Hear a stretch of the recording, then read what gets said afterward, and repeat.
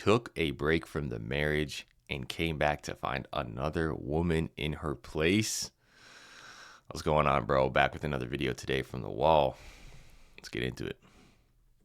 You know, life really does come at you fast because one minute my boyfriend's meeting my parents and spending a day with his grandparents. And the next day we have like a mini communication breakdown and I don't hear from him. And it's been a week. And my birthday's in 2 days.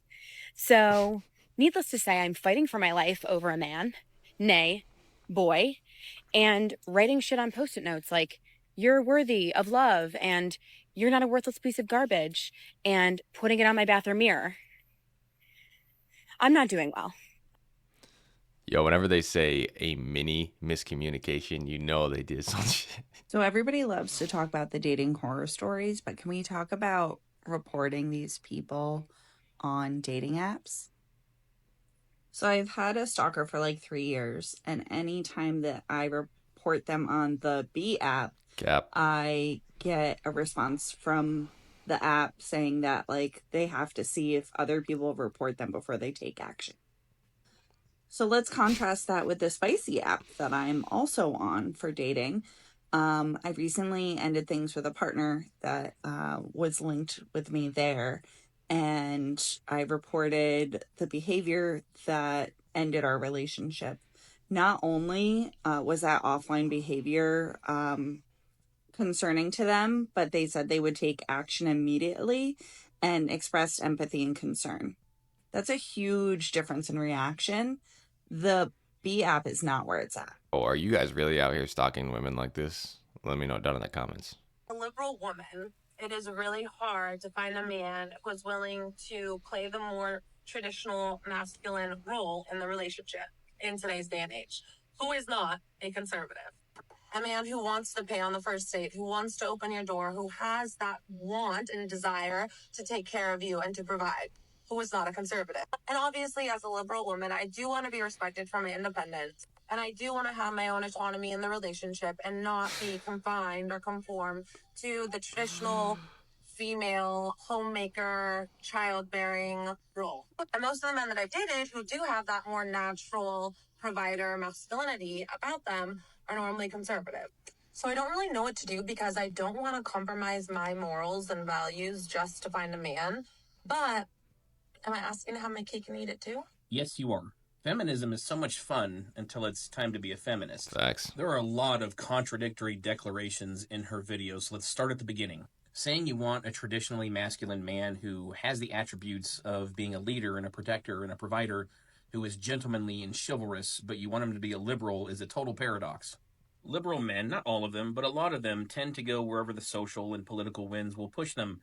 So when the feminist movement came in and said, hey, you guys need to shed your masculinity and not be so assertive and start being more sensitive and don't be so ambitious and step aside and let women take the lead, they did exactly that. And they became more feminine. And now your biological instincts are kicking in and you're like, I'd kind of like to have a man who's a little more manly. As far as splitting the bill on the first date or subsequent dates, that's something that you're going to have to get used to, because men are waking up and realizing that women haven't had skin in the dating game, and that's why they haven't been taking it seriously. Think about it, ladies. One of the expectations of a traditional man is to be a provider, to provide you with things, which involves paying for things. So if you expect a man to pay for you on the first, second, third, fourth, fifth date, which one of your traditional roles are you fulfilling in return? Facts. Are you going to commit to him and be faithful to him from that point forward? Of course not. You've got a roster of dudes and you can go out with a different guy every night of the week if you wanted to. So why should he be expected to fulfill one of his traditional roles if the same isn't expected of you?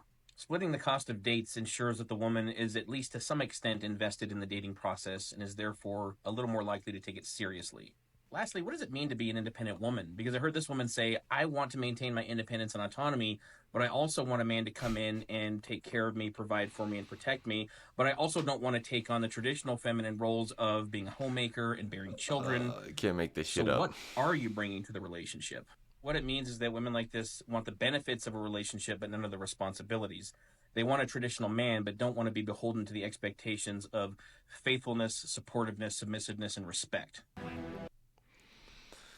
Yeah, so that guy just absolutely hit it, hit the ball out of the park. Like, That's the biggest problem we have. It's these women who want benefits, right? They want the modern woman wants the benefits of having a masculine man around her, taking care of her, providing for her, while simultaneously not having to fulfill her feminine side, right? And it's like, well, dude, look, I mean, you can't have your cake and eat it too. It's not going to happen. You're not going to find a man who's, because the whole point of people who are liberal in that sense is they are not traditional in the sense of traditional family roles per se, right? So if that's the case, then how is she gonna get both? It just doesn't make sense because the two ideologies are different. But anyways, yeah, it's just like, wow, man, it's just crazy, man. Husband 28 male is living with the female friend, and she 22 female has become hostile towards me. My husband and I have been married for 3 years, and our marriage is on the rocks. It all mainly started after the birth of our first child together, in which he became increasingly irritable, aggressive, and sexually distant from me. Once he started to get physically abusive by grabbing and pushing me, we decided to live at different residences in a desperate attempt to salvage our marriage. That was 3 months ago. I'm currently living with my mom, and I work part-time while also taking care of our 18-month-old son with the help of her. My husband purchased a new condo with the financial help of his dad and lives with a female friend of his, 22 female, who he apparently charges rent. Is it rent as in money or rent as in clapping cheeks? Because you can pay a debt a whole lot of fucking ways. That's crazy. I was uncomfortable about his living arrangement with this woman from the moment I heard about it. Bro, who cares, bro? You guys aren't even really together anymore. Like, mind your business. You know what I mean? Mind your business. And another red flag, too, is that anytime somebody says, oh, this happened to me in a relationship, this happened to me, this happened to me, and they take the victim mindset and they have no accountability and they don't mention one thing that they might have done to keep that, you know, that confrontation going, that's a red flag because they don't recognize in their mind that it takes two people, bro. Even if all of that is true, at least be honest about how you contributed to causing that. But no, there's no accountability. Mainly because we agreed that we are not taking a break in the sense of seeing others. We're still married and are not going through a separation. But whack. We're just trying to give each other, mainly him, space. You're so naive. I mean, y'all can tell yourselves that all you want, but no, because this man has bought a whole new condo with the help of his father and is living with an entirely different woman that is not the mother of his child, Naive. his wife, while you are living with your mother. He wasn't worried about where you guys are going to stay, whether you guys were financially stable. This man is getting ready to move on with his life. He is moving on with his life. You're preparing for divorce. You are. Like, denial is a river in Egypt, baby. You guys are preparing for divorce. I mean, bro, you got to be so naive to think that a man is living with another woman. You guys are not together. You're not, you know, you're not having sex, and you think that he's living with another younger woman and that they are just friends. Like, come on, bro. Come on. And it's in a condo. It's not like it's in like some mansion where she's got her own wing. No, they're like right up on each other. So, yeah, don't be naive, man. You're definitely not together anymore. Girl, she's become very hostile towards me, which is strange because she's supposedly only his friend and basically a tenant of his. For example, I went to visit him with our son, and the whole time she was sitting near him, staring at me with hatred. Girl, if you don't take the fucking blinders off and stop pretending like you do not understand what's going on, because if I take my son to go see his daddy, what is this bitch sitting here for? Facts. You're dismissed. If we need some drinks or some snacks, we'll call you. Thank you for your time. Like, I didn't come and see you. What are you doing here? Goodbye. When I asked if he and I could talk privately, she said, no, this is our place. Oh my God. And of course, this made everything awkward, so I just left shortly after that. Why are you pretending that you don't know what's going on? And the fact that this motherfucker didn't say nothing to her for saying something to you. Like, come on, man. That's his crazy. girlfriend. And she wants to make sure you understand that you're not welcome there. And yo, dumbass, I just don't understand why she's so hostile towards me. Because you have the one thing that she wants. 1, his son. 2, his last name. Facts. Of course she's going to be hostile towards you. You have what she... Come on, man. Girl, I'm going to start charging you motherfuckers for my advice, because the way I would be a millionaire over fucking night. Stop pretending like you don't know what's going on. Oh. Yeah, this is the exact situation and like type of thing where women be like, "Oh, he was cheating on me for like X and X amount of years," and it's like, bro, you literally let it happen because you just refused to open your eyes and you were in denial that he went and chose another woman. You know what I mean? And this may be true. Maybe he was abusive. Maybe he's just like an asshole. You know what I mean? I don't know. Who knows? But typically, there's two sides of the story. You know what I mean? Open your eyes, baby girl. I don't know why she would act so hostile towards me if she was just a friend or tenant of his. My husband didn't seem bothered by her rudeness towards me either. At one point, I thought I saw him smirk. I don't know if I should be concerned that he and her have become more than friends, especially since my husband told me through text that him and I are still exclusive to each other. Girl, what is the best way to continue with this awkward situation? End it. Yeah, 100% end it. And guys, don't fucking do that shit, bro. You know what I mean? Don't do that. I mean, maybe she's just reading into this and he really is, but like if you're not living with a woman, if your guys are not getting along and you're quote unquote taking a break, just break it off. Tell her it's not exclusive, you know, because the reality is he's probably trying to make sure she doesn't go see any other guys while seeing another girl, and it's like don't even bother, bro. Just don't even bother doing that because it's just going to cause drama. That's the best way to continue on with this awkward situation. End it. I really wish that I knew you in person so I can invite you over and yell at you in your face and yell at you until I make you cry, until you facts. understand that your husband is doing this shit on purpose. I thought I saw him smirk. Bitch, you saw him smirk. Your husband is evil. He's doing this to hurt you on purpose. Instead of just ending the marriage, he wants to string you along. You and I are together. Don't worry about any of that. But I'm also not going to defend you when some bitch gets disrespectful towards you. Come on, man. Like, you deserve so much better. I need you to open your eyes and look the hell around and see things for what the fuck they are and not what you want them to be. You know what I wish more people knew? That the like 1950s housewife, like June Cleaver, a lot of people think is like traditional values. That was not tradition. That was an organized PR campaign to get women to stay in the kitchen.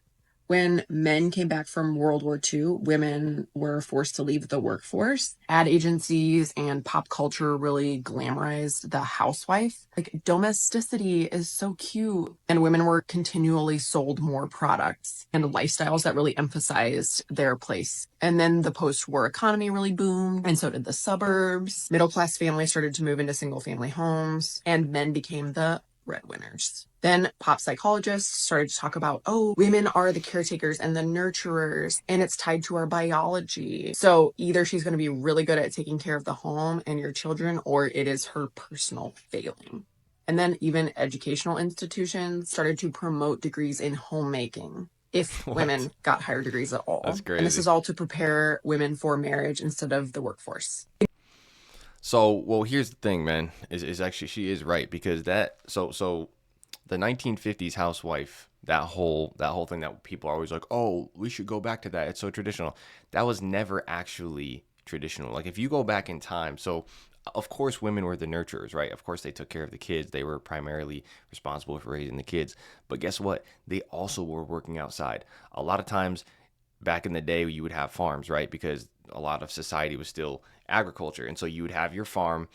The man would be out maybe in the fields, right? And the woman would be taking care of not only the household and raising the kids, but also out there working on the farm, right? Also out there, you know, preparing food, getting things ready. So this whole idea of that women don't work, okay, is just cap. It's all cap. And that was a whole thing during the 1950s so that all of these companies could sell more appliances. They could sell more things to the quote unquote traditional housewife. But if you look into the history, the traditional housewife of the 1950s is actually not traditional because if you go back further in time, women have always worked.